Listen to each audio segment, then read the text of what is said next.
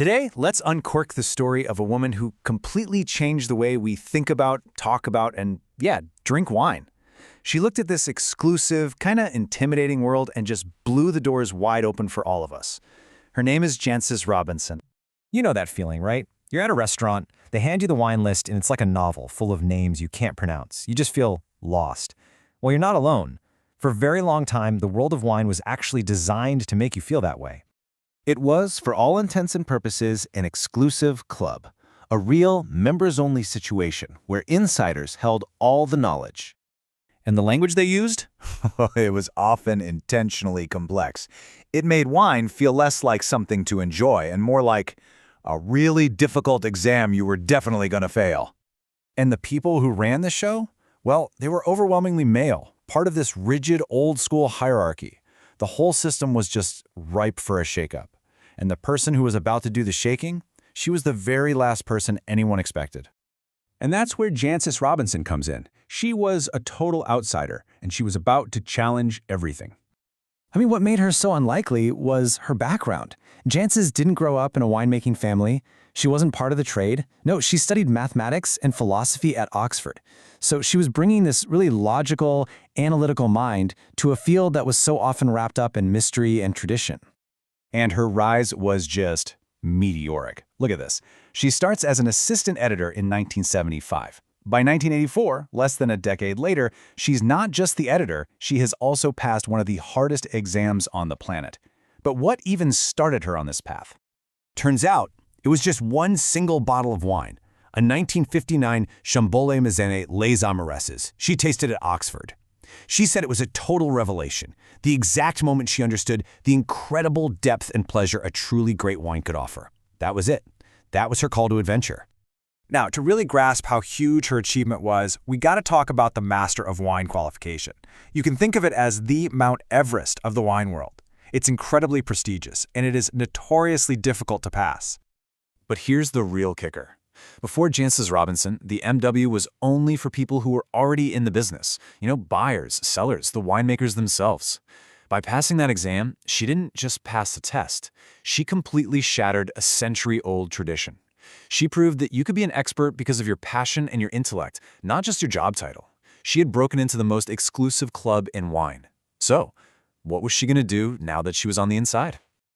Well, instead of protecting the club's secrets, she decided to tear down the walls and invite literally everyone else in. She did this through her writing. She wrote or co-wrote an entire library of game-changing books, from her first big hit, Vines, Grapes, and Wines, to essential references like the World Atlas of Wine. She covered it all. And crucially, she wrote guides for total beginners, like How to Taste. But her masterpiece, her absolute magnum opus, is the Oxford Companion to Wine. And calling it the Bible of Wine isn't an exaggeration. It's a massive encyclopedia with over 4,000 entries covering pretty much everything you could ever want to know. It became the essential reference for pros and regular wine lovers alike. So what made her writing so revolutionary? Well, it was kind of this magic combo of three things. She had the precision of a mathematician in her analysis. She was obsessed with clarity, using simple language anyone could understand. And through it all, you could just feel her passion. It was infectious. It made you want to go open a bottle and discover it with her.